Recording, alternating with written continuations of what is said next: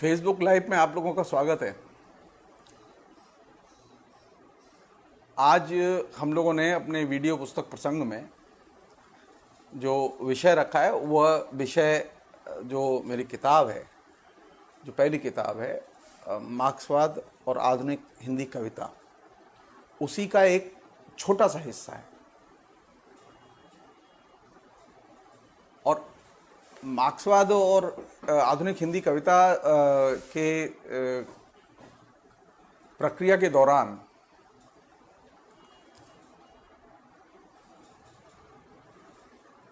प्रश्न आज भी महत्वपूर्ण है, जो मैं रिसर्च कर रहा था उस समय भी महत्वपूर्ण था। विषय हमने रखा है ये ऐतिहासिक और द्वंद्वात्मक भौतिकवाद और साहित्य।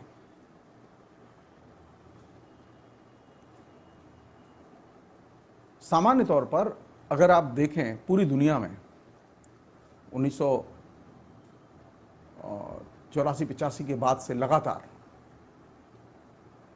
बड़े पैमाने पर यह प्रक्रिया पहले से चल रही थी। करीब 40 साल हो गए इसे, 40 साल से ज्यादा हो गए, बल्कि पहले से चल रही थी। मार्क्सवाद के ऊपर एक और उसके धारणाओं के ऊपर, उसके दर्शन की अप्रासंगिकता के सवाल को लेकर बार बार हमले किए जा रहे थे। बार बार ये कहा जा रहा था कि मार्क्सवाद एकदम इररिलेवेंट हो चुका है और मार्क्सवाद अब किसी काम का नहीं है, और जो मार्क्सवादियों ने लिखा है वह किसी काम का नहीं है। और इस आधार पर सारी दुनिया में पोस्ट मॉडर्निज्म की एक आंधी चली है, और उस आंधी से बड़े पैमाने पर जो गैर मार्क्सवादी थे वो तो प्रभावित हुए ही, लेकिन एक अच्छा खासा तबका मार्क्सवादियों का भी प्रभावित हुआ। उसमें हिंदी के मार्क्सवादी प्रमुख हैं।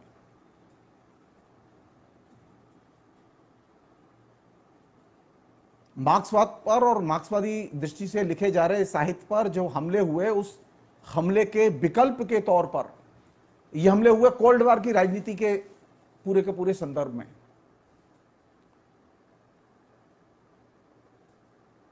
और कोल्ड वार की राजनीति के एक वैचारिक अस्त्र के तौर पर जब मार्क्सवाद के खिलाफ हमले शुरू हुए तो उस समय दो चीजें सजेस्ट की गई।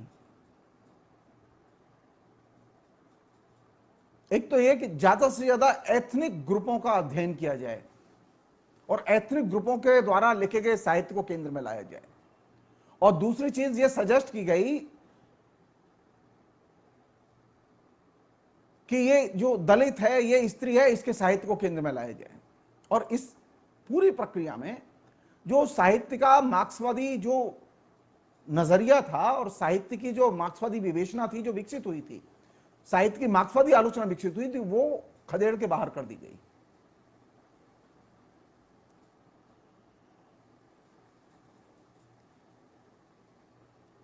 हिंदी का ये दुर्भाग्य है कि हिंदी में यह काम किसी और ने नहीं किया, यह काम किया स्वयं मार्क्सवादियों ने।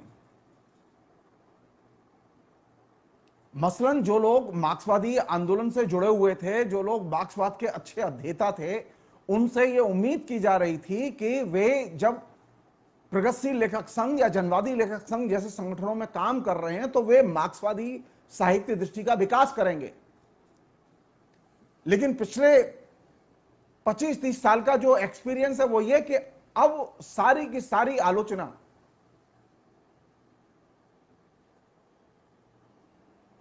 उत्तर आधुनिकता के उन विषयों में उलझ गई है जिन विषयों में मार्क्सवादी आलोचकों को जाना नहीं चाहिए था।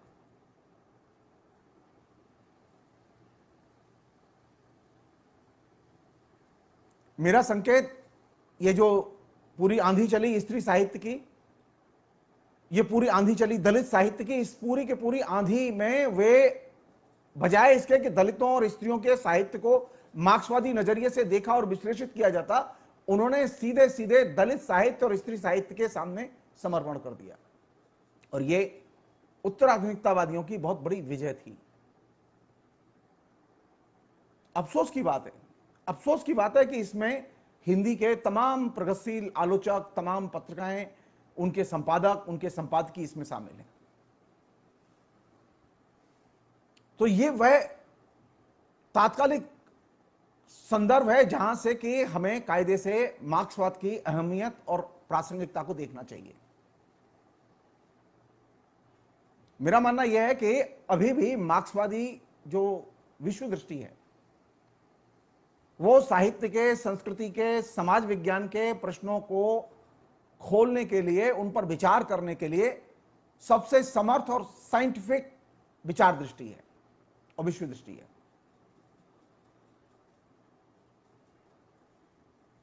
और उसकी जो अपनी जो सीमाएं हैं, उन सीमाओं को इंटरडिसिप्लिनरी अप्रोच के जरिए दूर किया जा सकता है, जैसा कि सारी दुनिया के मार्क्सवादियों ने किया। तो पहली जो समस्या है वो ये कि जो वर्तमान है, उस वर्तमान में जो फैशन की तरह जो साहित्य आंदोलन चल रहे हैं, उन साहित्य आंदोलनों के प्रति, उनके पीछे सक्रिय विचारधारात्मक दृष्टिकोणों के प्रति मार्क्सवादी आलोचना का क्या नजरिया है, इस पर सवाल किए जाने चाहिए। मसलन यह सवाल तो उठता ही है ना कि क्या किसी दलित लेखक की रचना का मार्क्सवादी दृष्टिकोण से मूल्यांकन हो सकता है कि नहीं हो सकता। हमारी व्यक्तिगत राय है कि किसी भी लेखक का, चाहे वो दलित हो, चाहे वो स्त्री हो, या वो सवर्ण हो या असवर्ण हो, जो भी कैटेगरी आप रखें, किसी भी लेखक की रचना का मार्क्सवादी दृष्टिकोण से मूल्यांकन हो सकता है। और मार्क्सवाद आज भी मूल्यांकन के औजार मुहैया कराने में समर्थ एक विश्व दृष्टि है। तो ये जो मार्क्सवाद को हमने जो नई जो साहित्यिक भीड़ है, जो कि पोस्ट मॉडर्निज्म के नाम पर, जो स्त्री साहित्य के नाम पर, जो उत्तर आधुनिकता के या दलित साहित्य के नाम पर जो पैदा हुई, उस भीड़ का हमने पिछड़गु बना दिया। मार्क्सवादी दृष्टिकोण की, मार्क्सवादी विश्व दृष्टि की सबसे बुनियादी विशेषता यह है कि मार्क्सवाद जो प्रचलित जो दर्शन है, उन दर्शनों में से, उन दृष्टियों में से एक दृष्टि नहीं है।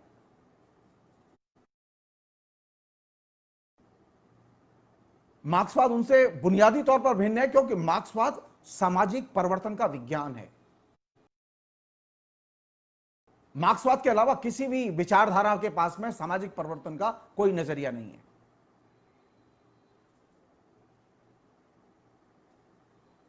मैं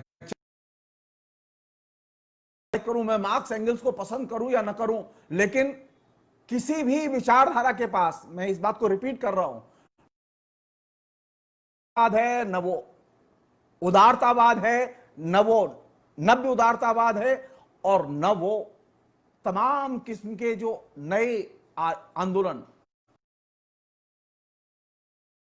इन तमाम रूपों में जो चले,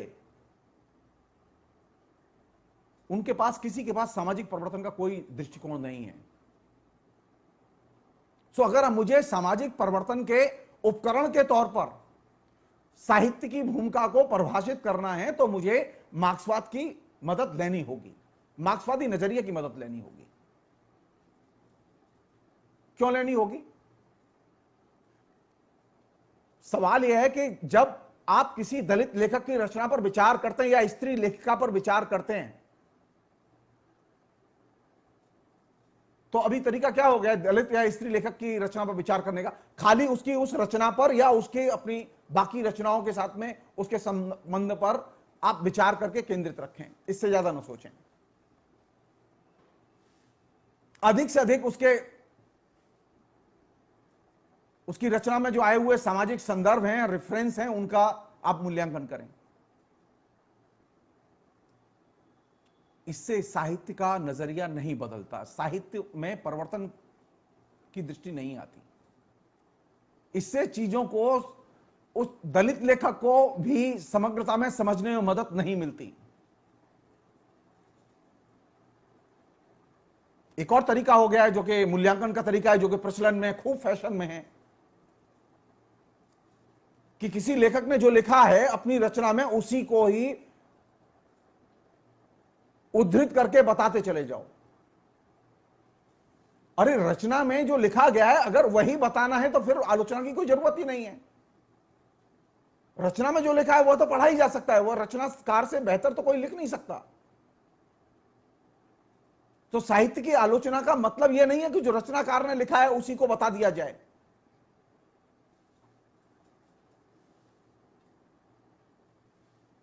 जब हम ये कहते हैं कि हमारा काम है कि हम ऐतिहासिक द्वंद्वात्मक भौतिकवाद के नजरिए से साहित्य को देखना चाहते हैं, तो ऐतिहासिक द्वंद्वात्मक भौतिकवाद के नजरिए से जब साहित्य को देखते हैं आप, तो कौन सी चीज पहले आई थी? परिदृश्य को एकदम बदल दिया। कार्ल मार्क्स के आने के पहले तक सारी दुनिया यह मानती थी और जानती थी, और जो विभिन्न विचारधाराएं प्रचलन में थी, जो दर्शन के स्कूल प्रचलन में थे, जैसा कार्ल मार्क्स ने खुद कहा कि अब तक दुनिया की विभिन्न दार्शनिकों ने तरह तरह से व्याख्या की है, सवाल व्याख्या का नहीं है, सवाल यह है कि इसे बदला कैसे जाए। और यही वह प्रस्थान बिंदु है जहां से कि मार्क्सवाद या मार्क्सवादी दृष्टिकोण दाखिल होता है। मार्क्सवादी दृष्टिकोण का लक्ष्य व्याख्या और पुनर्व्याख्या करना नहीं है। मार्क्सवादी दृष्टिकोण का लक्ष्य है परिवर्तन की खोज करना, जो रूपांतरण है उस पर नजर रखना, उसको बताना। मसलन एक छोटा सा उदाहरण दे रहा हूं मैं आपको, उससे आप उस प्रॉब्लम की जटिलता को समझ सकते हैं। एक दलित लेखक, यह सच है कि वह गरीबी में पैदा हुआ, दलित परिवार में पैदा हुआ, गांव में उसके साथ में भयानक अन्याय, अत्याचार, उत्पीड़न वगैरह वगैरह सब कुछ हुआ। और यह एक बहुत महत्वपूर्ण रेफरेंस पॉइंट है उसके जीवन का। सवाल यह है कि वह दलित लेखक जो पैदा हुआ था और अब जो पढ़ के लिख के बड़ा या प्रोफेसर बना या आईएएस ऑफिसर बना, तो उसके जीवन में जो रूपांतरण आया, इस रूपांतरण को कैसे परिभाषित करेंगे आप? क्या दलित को दलित ही रूप में देखेंगे?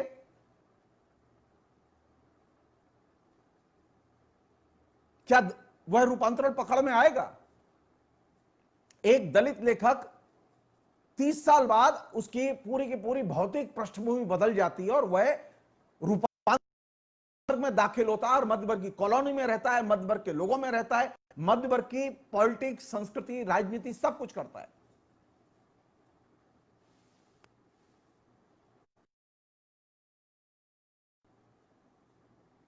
अब वो दलित है या मध्य वर्ग में है?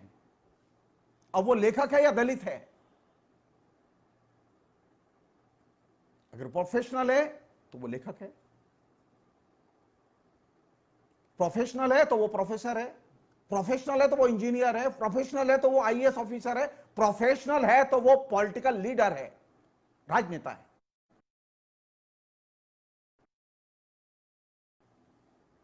अंबेडकर का जन्म हुआ था दलित के परिवार में, लेकिन अंबेडकर सारे जीवन दलित नहीं रहे। यही तो बुनियादी चीज थी कार्ल मार्क्स और फ्रेडरिक एंगल्स ने जो दुनिया को दी।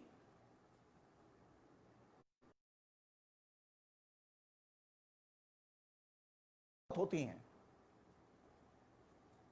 साहित्य की धारणा भी शाश्वत थी, कला, संस्कृति, राजनीति, हर क्षेत्र में शाश्वत दृष्टिकोण का विकास था और विश्वास था। मार्क्सवादी आलोचना दृष्टि शाश्वतता के सिद्धांत को अस्वीकार करती है और इस बात पर जोर देती है कि हर चीज बदलती है और उस परिवर्तन के नियम की खोज की जानी चाहिए। तो हम जब किसी दलित लेखक को पढ़ें तो हम उसे सिर्फ दलित से शुरुआत तो हो सकती है, लेकिन अध्ययन किसका करेंगे? दलित का या रूपांतरण का? क्योंकि मार्क्सवाद का लक्ष्य क्या है? चीजें कैसे बदलती हैं उसकी खोज की जाए,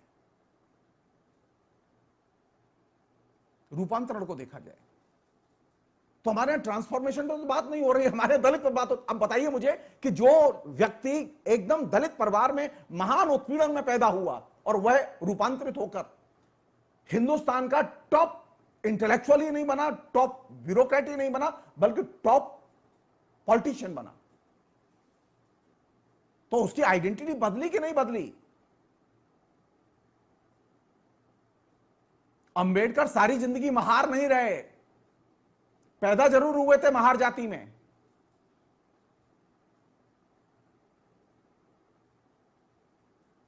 अगर हम यह मान लेंगे कि वो दलित रहे तो हम यह मानेंगे कि दलित एक शाश्वत कैटेगरी है, बदलती नहीं है। और यही वह जगह है जहां से कार्ल मार्क्स दाखिल होते हैं। वो कहते हैं, फायरबाग की आलोचना करते हुए उन्होंने जो कहा 11वां सूत्र, जिसको कि हम लोग सारे दुनिया के लोग जानते हैं और पढ़ते हैं, वो कहते हैं कि सवाल व्याख्या का नहीं है, सवाल यह कि इस दुनिया को बदला कैसे जाए। तो जब हम किसी लेखक को या कृति को हम पढ़ते हैं तो हम उसमें रूपांतरण की प्रक्रिया को देखते हैं, ये देखते हैं कि चीजें बदलती कैसे हैं। एक और छोटी सी चीज जो कि बहुत इंपॉर्टेंट चीज है,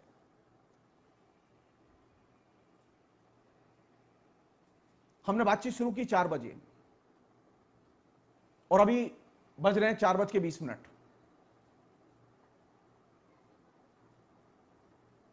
मैं 4 बजे जैसे सोच रहा था, क्या मैं 4:20 पर उसी बात को वैसे ही सोच सकता हूं, कह सकता हूं? जी नहीं। मनुष्य, उसका सामाजिक जीवन, उसका पूरा का पूरा संसार प्रति क्षण बदलता है।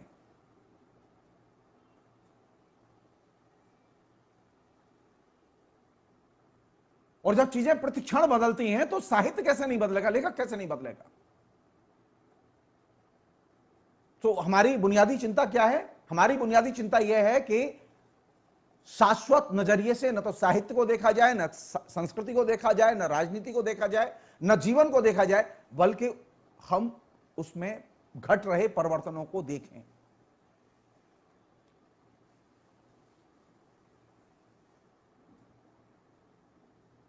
ये अजीब सी ट्रेजेडी है कि, और ये मतलब एक तरह से भेड़ चाल चल निकली है, आलोचना में भी चल निकली है।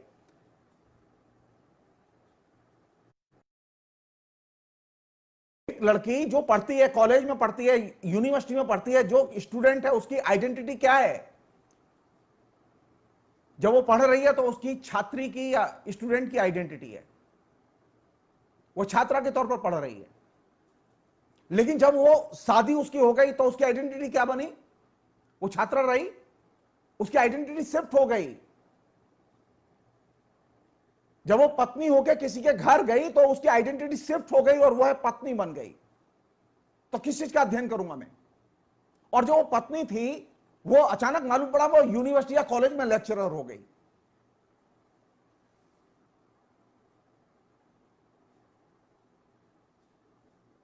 किस चीज का अध्ययन किया जाएगा? उसकी पहचान किससे तय होगी? पहचान तय होती है, अस्मिता की पहचान तय होती है, अस्मिता का आधार है उसका संदर्भ, और संदर्भ बदलता रहता है। दिलचस्प है कि दलित पर जो बात कर रहे हैं, स्त्री पर जो बात कर रहे हैं, वे इस बदलते हुए संदर्भ को देखने की कोशिश नहीं करते। संदर्भ शाश्वत नहीं होता, संदर्भ भी बदलता है। तो पहली चीज जिस पर कि मैं आपका ध्यान खींचना चाहता हूं वो ये कि चीजें गतिशील और परिवर्तनशील होती हैं और वे एक दूसरे के पारस्परिक संबंधों और घात प्रतिघातों से जुड़ी होती हैं। हम में से कोई ये बात मानने के लिए तैयार नहीं है, सोचने के लिए तैयार नहीं है कि आखिर वे कौन से घात प्रतिघात और परिवर्तन हैं जो कि घट रहे हैं। और इस पूरे क्रम में जो मजेदार चीज घटती है वो ये कि चीजें जब बदलती हैं तो हमें देखना चाहिए वे कैसे प्रतिक्रिया व्यक्त करती हैं।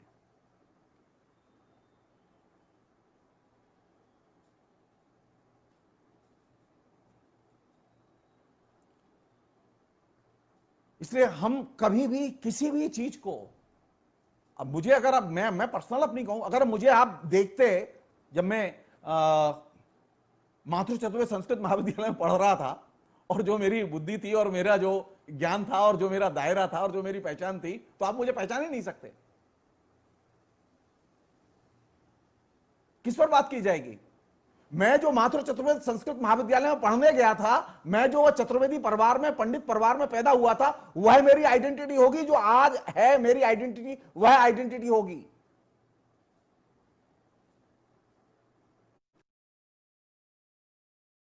संदर्भ महत्वपूर्ण होता है,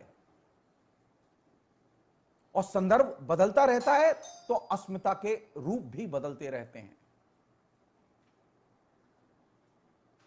और अस्मिता के इन बदलते रूपों के कारण आपको उस गतिशील एलिमेंट की या गतिशील तत्व की, जो सामाजिक गति के नियम के तौर पर जिसे जानते हैं, उस सामाजिक गति के नियम के तौर पर हम जिसे पहचानते हैं, उसकी हमें पहचान करनी होगी।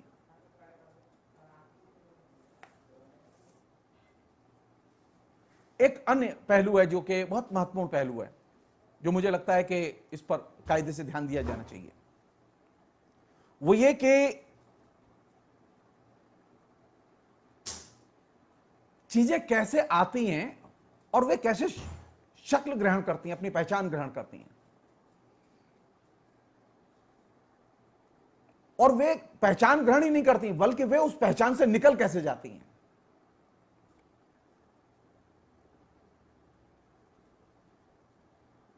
मसलन एक व्यक्ति मेरठ में पैदा हुआ, मेरठ में उसने हाई स्कूल किया,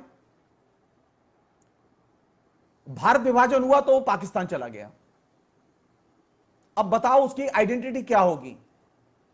जो मेरठ में पैदा हुआ था, जिसने मेरठ में पढ़ाई की, वह भारत विभाजन के बाद पाकिस्तान चला गया, तो उसकी आइडेंटिटी, पहचान का संदर्भ भारत होगा या पाकिस्तान होगा? वो पैदा भारत में हुआ था, लेकिन अब उसका पहचान का संदर्भ बदल गया क्योंकि उसका देश बदल गया। वही व्यक्ति जो पाकिस्तान में जाके आगे पढ़ाई किया, फिर एमए करने के लिए वो हार्वर्ड यूनिवर्सिटी चला गया। अब जब वो हार्वर्ड यूनिवर्सिटी चला गया तो उसकी पहचान का संदर्भ क्या पाकिस्तान होगा? जी नहीं। या उसकी पहचान का संदर्भ धर्म होगा, जिसमें वो पैदा हुआ था वो मुसलमान था? जी नहीं।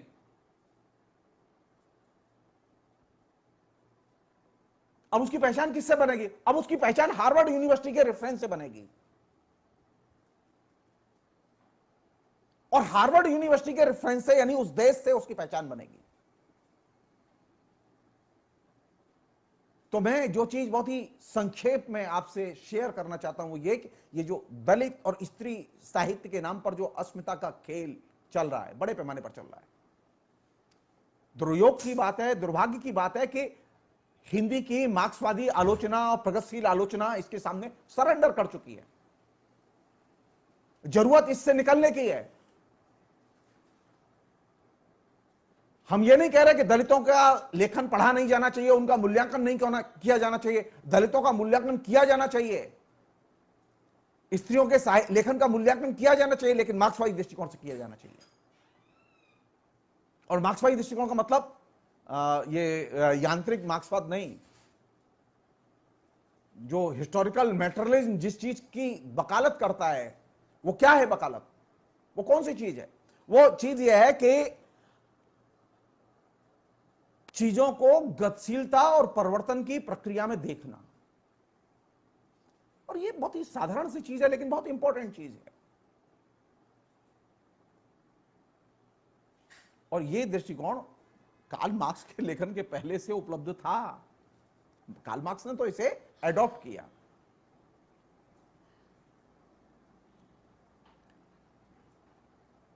हम चीजों को किसी खास अवस्था में तो स्थिर मान सकते हैं, लेकिन उन्हें तो परिवर्तित होना है।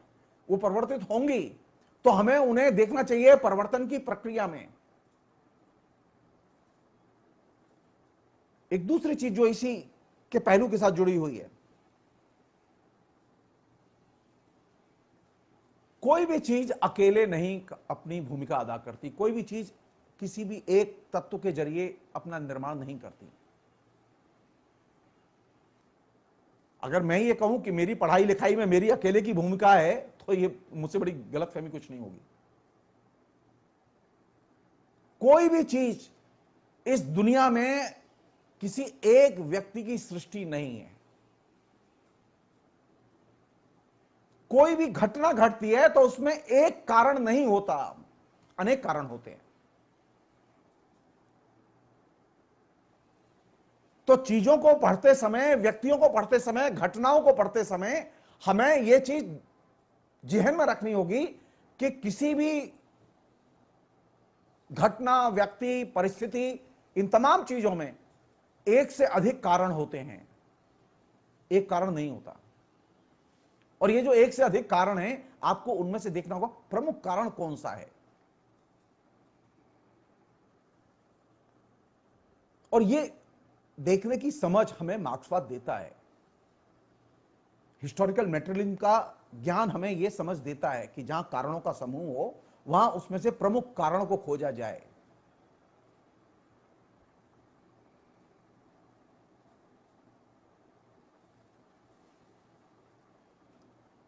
दूसरी एक चीज और है जो कि बहुत इंपॉर्टेंट चीज है, जो मार्क्सवाद ने की, जो हिस्टोरिकल मटेरियलिज्म ने की। पहले यह था कि यह दुनिया अज्ञेय है। कार्ल मार्क्स के लेखन के आने के पहले तक अधिकतर लोग यही मानते थे और जानते थे कि दुनिया अज्ञेय है, साहित्य भी अज्ञेय है, ईश्वर की सृष्टि है, सरस्वती मां की देन है।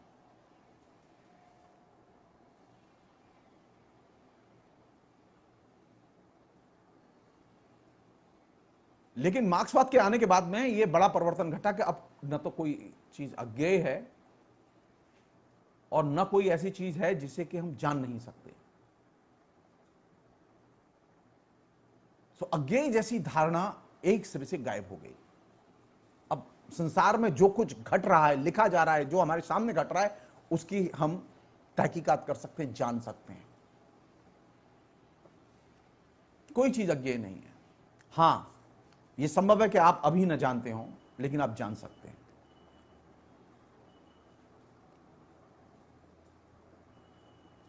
संसार कैसे बना, संसार कैसे चलता है, कोई लेखक कैसे लिखता है, कोई साहित्य कैसे आता है, उसकी निर्माण प्रक्रिया क्या है, ये सारी चीजें जानी जा सकती है, बोधगम्य है।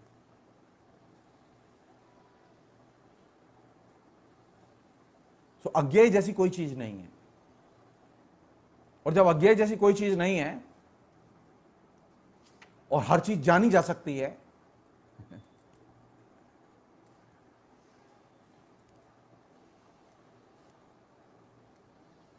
तो एक चीज जरूर है कि कुछ चीजें ऐसी हैं जिनके बारे में हम अभी नहीं जानते। अज्ञात चीजें हो सकती हैं, लेकिन हम जान नहीं सकते, यह संभव नहीं है। हर चीज के बारे में जानकारी हासिल की जा सकती है, ज्ञान अर्जित किया जा सकता है, प्रामाणिक ज्ञान अर्जित किया जा सकता है। और ये जो प्रामाणिक ज्ञान अर्जन की जो प्रक्रिया है, इस प्रामाणिक ज्ञान अर्जन की प्रक्रिया में जो सबसे इंपॉर्टेंट चीज है वो ये कि ये विवाद लंबे समय से रहा है, अभी भी है और रहेगा आगे भी। कुछ लोगों का मानना है कि विचार भौतिक परिस्थितियों का निर्माण करते हैं, या विचार जो है सामाजिक अस्तित्व का निर्माण करते हैं। और यह धारणा बहुत पॉपुलर रही है, आज भी है, मार्क्स के जमाने में भी थी।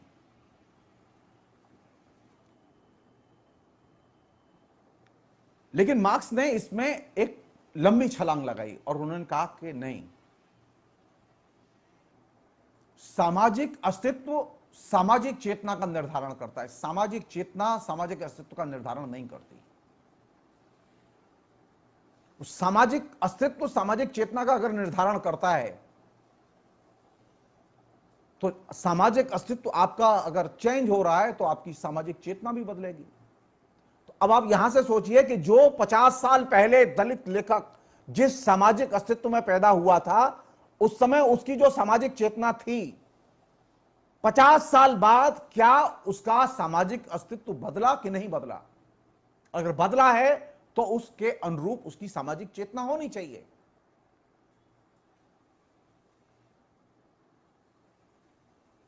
लेकिन हमारे यहां उल्टा हो रहा है। हमारे यहां हो ये रहा है कि सामाजिक चेतना सामाजिक अस्तित्व का निर्धारण कर रही है। वह 50 साल पहले उस दलित समाज में पैदा हुआ था, उस वंचित समाज में पैदा हुआ था, जहां से वो निकलकर अब मिडिल क्लास और अपर मिडिल क्लास में जा चुका है। वह अपने सामाजिक अस्तित्व और उससे जो परिवर्तित जो उसका संसार है उसको रिकॉग्नाइज नहीं कर रहा है, उसका उपभोग कर रहा है लेकिन रिकॉग्नाइज नहीं कर रहा है। रिकॉग्नाइज किसे कर रहा है? वह पुरानी सामाजिक चेतना के रूपों को ही रिकॉग्नाइज कर रहा है। तो ऐतिहासिक भौतिकवाद हमें एक चीज सिखाता है, वो ये कि सामाजिक अस्तित्व सामाजिक चेतना का निर्धारण करता है, न कि सामाजिक चेतना सामाजिक अस्तित्व का। और इस क्रम में जो हम लोग कहते हैं ना कि बहुत ही साधारण ढंग से कहें कि लोग अपने लिए आजीविका कैसे अर्जित करते हैं, रोटी कैसे कमाते हैं,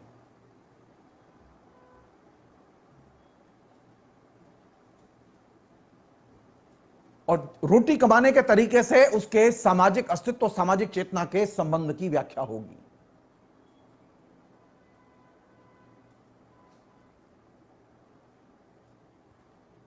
जिस लेखक का 50 साल पहले भूखमरी में जन्म हुआ था, अत्यंत गरीबी में जन्म हुआ था, पिछड़ेपन में जन्म हुआ था, अनटचेबिलिटी में जन्म हुआ था, क्या 50 साल बाद भी वह उस कंडीशन में है भौतिक परिस्थिति में, या उसकी वो परिस्थिति बदली है?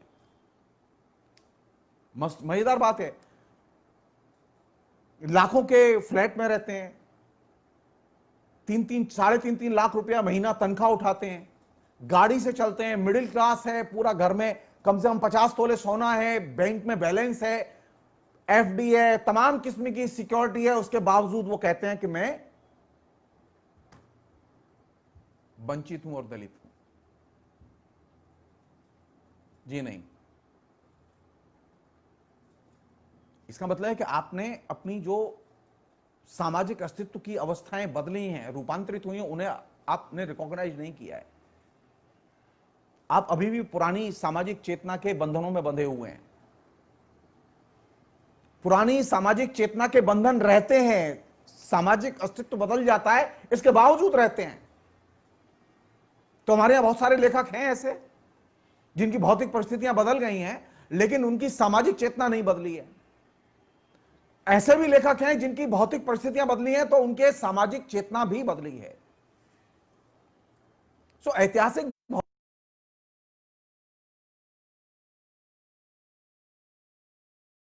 या एक सामान्य दर्शन की भाषा में कहें, पदार्थ जो है वो विचार को जन्म देता है, न कि विचार पदार्थ को। जो दलित और स्त्री के संदर्भ में जो पूरी की पूरी डिबेट फैली हुई है हिंदी में, उस डिबेट का जो भाववाद है, आइडियलिज्म है, वो ये है कि यहां विचार से पदार्थ के निर्माण की प्रक्रिया पर ध्यान दिया जा रहा है, न कि पदार्थ से विचार के जन्म पर। एक अन्य चीज वो ये कि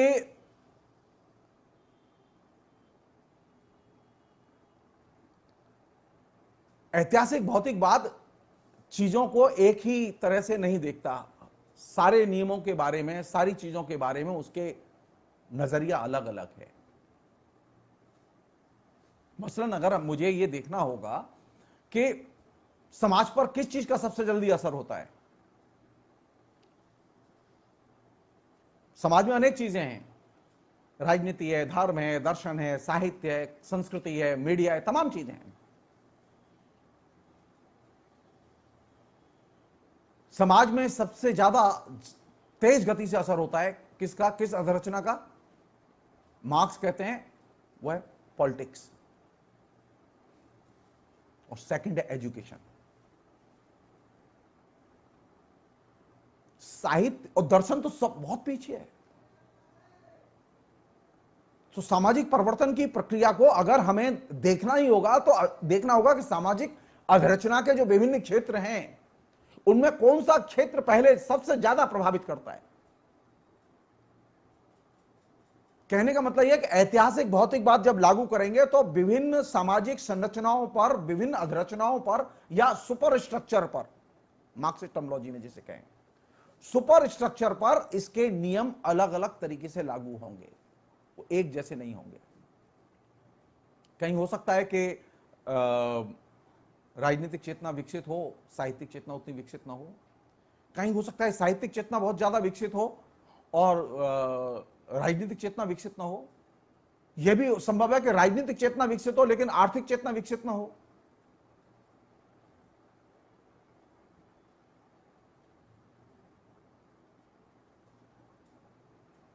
आप चाइना, अमेरिका जाइए, आप ब्रिटेन जाइए और भारत जाइए,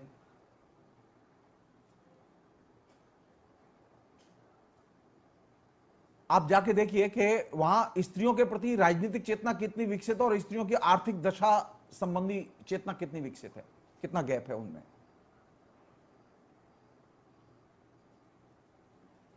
तो जो विभिन्न सामाजिक संरचनाएं, उनमें इंपैक्ट एक जैसा नहीं होता, उनमें चेतना का रूप एक जैसा नहीं होता, अलग अलग होते हैं, उन्हें अलग अलग तरीकों से देखना होगा। सो ऐतिहासिक भौतिकवाद जिन के नजरिए से जब आप विभिन्न सामाजिक संरचनाओं का अध्ययन करेंगे तो उनके नियम अलग अलग होंगे, अध्ययन के एक जैसे नियम नहीं होंगे।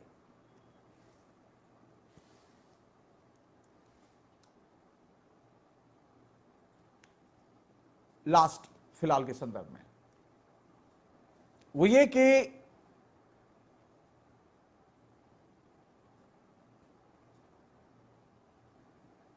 सामाजिक विकास के आधार पर यथार्थ रूपांतरित होता है या यथार्थ के आधार पर सामाजिक आधार रूपांतरित होता है?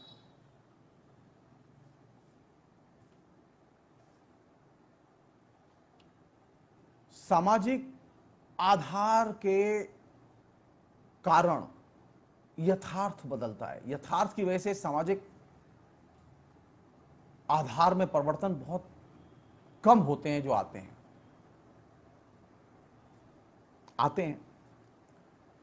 कई बार क्या होता है कि सामाजिक आधार गायब हो जाता है लेकिन राजनीति के परिवर्तन सामाजिक आधार को प्रभावित करके बदल सकते हैं। मसलन सोवियत संघ में 60 साल तक पूंजीपति वर्ग नहीं था। चाइना में 49 में रेवोल्यूशन के बाद में टिल 77-78 कैपिटलिस्ट क्लास एवॉलिश कर दिया गया था। लेकिन 1990-91 में जब सोवियत संघ का विघटन हुआ और सोवियत संघ के विघटन के में सबसे बड़ी भूमिका किसने अदा की? वहां तो कोई कैपिटलिस्ट क्लास नहीं था, वहां कोई सामंती शोषण नहीं था। राजनीति में जो घट रहा था उस राजनीतिक अधरचना के परिवर्तनों ने पूरे के पूरे समाज को एकदम बदल दिया। कभी किसी जमाने में कार्ल मार्क्स ने इस बात पर जोर दिया था कि आर्थिक संबंध नियामक संबंध होते हैं। बाद में उन्होंने अपनी इस धारणा को बदला और संशोधित किया और उन्होंने इस बात पर जोर दिया कि अधरचना के दूसरे जो रूप हैं वे भी एक दूसरे को प्रभावित करते हैं और कभी कभी कुछ ज्यादा ही प्रभावित करते हैं। तो अक्टूबर रेवोल्यूशन के बाद 60 साल तक कैपिटलिस्ट क्लास नहीं, कोई एक्सप्लॉयटेशन नहीं, कोई पृथकतावाद नहीं, कोई सांप्रदायिकता नहीं, कोई जातीय उत्पीड़न नहीं, और इसके बावजूद कम्युनिस्ट पार्टी के दमन उत्पीड़न की वजह से पूरा का पूरा सिस्टम कोलैप्स कर गया। राजनीतिक अधरचना के परिवर्तन के कारण समाज प्रभावित हुआ और इससे पूरी की पूरी सामाजिक संरचना प्रभावित हुई। छोटा सा एक निर्णय लिया ना हिंदुस्तान की जनता ने, वोट दे दिया, खाली नरेंद्र मोदी जीत गए। नरेंद्र मोदी की जीत साधारण जीत नहीं थी। नरेंद्र मोदी की जीत ने हिंदुस्तान की पूरी इकोनॉमी को एकदम तहस नहस करके रख दिया। अगर आप देखेंगे तो वह एक रूटीन वोट था, लेकिन वह रूटीन वोट नहीं था। नरेंद्र मोदी ने पिछले 6 साल के कार्यकाल में पूरी की पूरी इकोनॉमी को एकदम तहस नहस करके रख दिया। कहां से परिवर्तन आया? ये परिवर्तन आया पॉलिटिक्स से। सो अधरचना में और खासतौर पर राजनीतिक अधरचना में घट रहे परिवर्तन वो इतने प्रभावशाली होते हैं कि वे पूरी की पूरी अर्थव्यवस्था को बदल सकते हैं।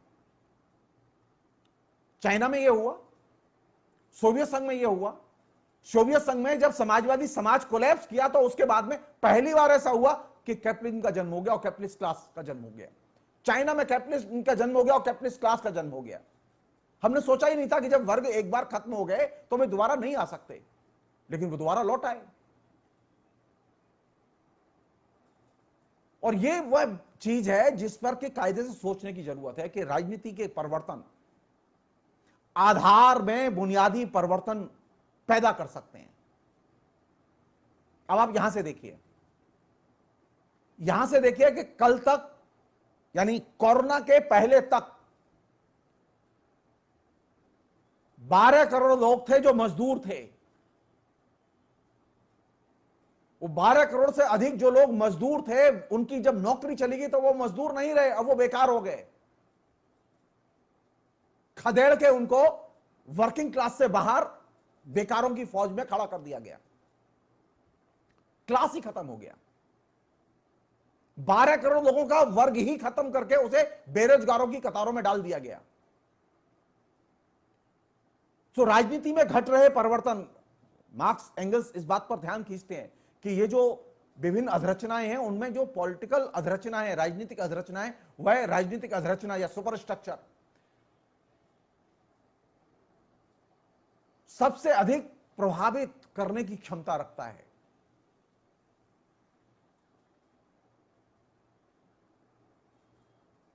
अगर राजनीति करप्ट होती है तो राजनीति से जुड़ा हुआ कौन सा वर्ग है जो करप्ट होगा? सबसे पहले वो है मीडिया। जो मीडिया की अधरचना है वह राजनीति से एकदम करीब से जुड़ी हुई है। सो राजनीति अगर डिक्टेटर होगी तो मीडिया भी डिक्टेटर बनेगा, राजनीति क्रिमिनल होगी तो मीडिया भी क्रिमिनल बनेगा, राजनीति करप्ट होगी तो मीडिया भी करप्ट होगा। लेकिन इस राजनीति के परिवर्तन का साहित्य पर और दर्शन पर बहुत देर से असर होगा, लेकिन बहुत देर से असर होगा, क्योंकि साहित्य की अधरचना या साहित्य का सुपर स्ट्रक्चर बहुत दूर है। तो हमारे असर तो हो रहा है लेकिन धीरे धीरे हो रहा है। और असर का तरीका क्या है? असर का तरीका यह है कि अब हमने प्रतिवाद करना बंद कर दिया है, अब हमने आलोचना लिखनी बंद कर दी है। राजनीति के असर का परिणाम यह है कि अब हम सिर्फ प्रशंसा लिखते हैं या फिर सिर्फ लिखने के लिए लिखते हैं। जैसे कला के लिए कला का सिद्धांत, ऐसे ही अब लिखने के लिए लिखते हैं, उसका कोई पर्पज नहीं होता, कोई मकसद नहीं होता, कोई प्रयोजन नहीं होता, हमारा किसी के प्रति कमिटमेंट नहीं होता। नहीं, हमें लिखते समय ये पक्ष तो अपना तय करना ही होगा।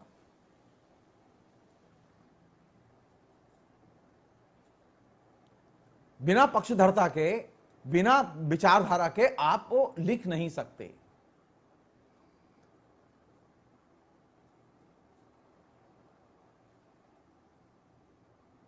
अब सवाल यह है कि ऐतिहासिक द्वंद्वात्मक भौतिकवाद के नजरिए से अगर आप साहित्य को देखेंगे और साहित्य की प्रक्रियाओं पर बातचीत करेंगे तो साहित्य कैसा होगा?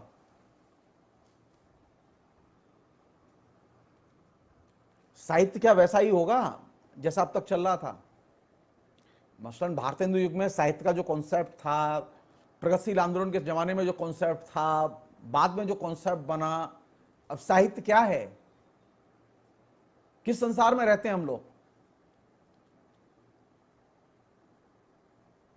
साहित्य पूजा की चीज है, साहित्य कोई बहुत मूल्यवान चीज है, ऊपर की चीज है? जी नहीं, ये जो आध्यात्मिक सोच है इससे निकलने की जरूरत है। जो नई चीज है जिस पर के ध्यान दिया जा रहा है, जिस पर के कायदे से सोचा गया, वो ये कि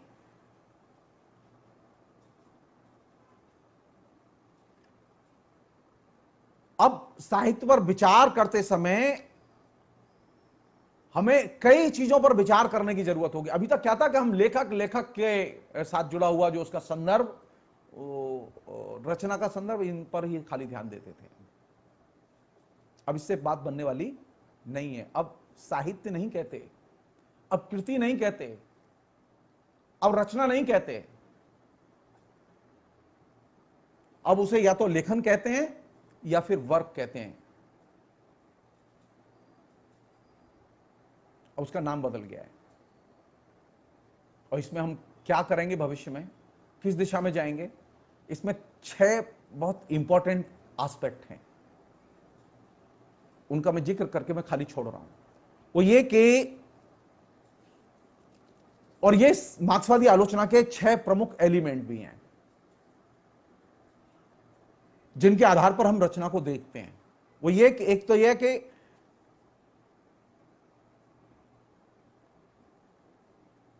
जिसकी रेमंड विलियम्स ने चर्चा की है, वो कहते हैं कि एक तो है जनरल मोड ऑफ प्रोडक्शन, दूसरा है लिटरेरी मोड ऑफ प्रोडक्शन,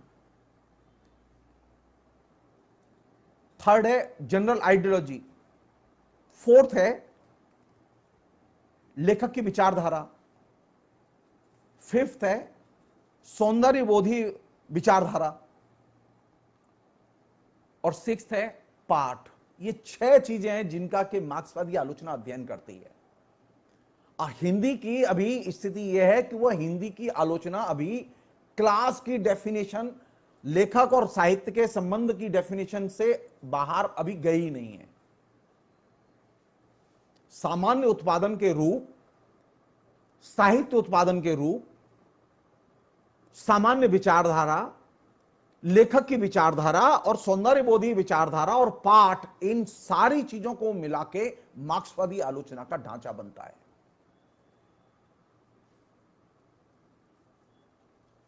हमारे यहां तो ये कोशिश अभी जो मार्क्सवादी आलोचक हैं, नामवर जी गुजर गए, लेकिन जब थे तब भी वो इस दिशा में काम नहीं कर पाए। सबसे मेधावी आलोचक थे वो मार्क्सवाद के। तो मार्क्सवादी आलोचना के लिए ये तो एक सामान्य समस्या है कि हम पूजा के भाव से निकलें। वे थे, हम उनका सम्मान करते हैं, लेकिन हमारी समस्याएं ज्यादा गहरी हैं। ये जो 6 रूप जो मैंने आपको बताए, यानी हमने अभी तो हम साहित्य पर ही अटके हुए हैं। साहित्य की कैटेगरी 19वीं शताब्दी की कैटेगरी है, लिटरेचर की कैटेगरी 19वीं शताब्दी की कैटेगरी है। हमारा अभी तो पूरा का पूरा डिस्कोर्स 19वीं शताब्दी की कैटेगरी के बाहर ही दाखिल नहीं हुआ है, आया ही नहीं उससे।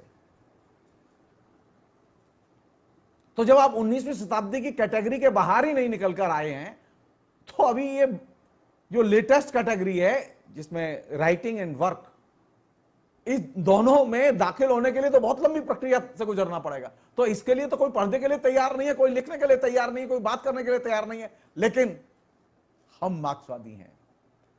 ये जो मार्क्सवाद के नाम पर जो ये जो अहंकार है, ये जो अज्ञान का अहंकार है, मार्क्सवादी अज्ञान का अहंकार है, ये बहुत खतरनाक चीज है। और वो भी इंटरनेट के युग में, जबकि एक क्लिक करते ही सारी किताबें आपके ऑनलाइन फ्री अवेलेबल हों। आप अभी टाइप कीजिए, आपको रेमंड विलियम्स की किताब मिल जाएंगी, टेरी गिल्टन की किताब मिल जाएंगी, आपको दुनिया के किसी भी मार्क्सवादी की पुस्तक इंटरनेट पर मिल जाएगी। आप वो पुस्तक देखकर अंदाजा लगा सकते हैं कि हिंदी की मार्क्सवादी आलोचना कितनी पीछे है। तो जैसा मैंने आपसे कहा कि ये एक प्रैक्टिकल प्रॉब्लम है। वो प्रॉब्लम क्या है कि हिंदी की जो मार्क्सवादी आलोचनाएं हैं वो डायलेक्टिकल हिस्टोरिकल मैटेरियलिज्म के आगे बढ़ती नहीं है, वो वहीं रुक जाती है। हम लोग कल हिस्टोरिकल डायलेक्टिक मैटेरियलिज्म से आगे निकलेंगे, देखते हैं कहां जाते हैं। बहुत बहुत शुक्रिया, थैंक यू।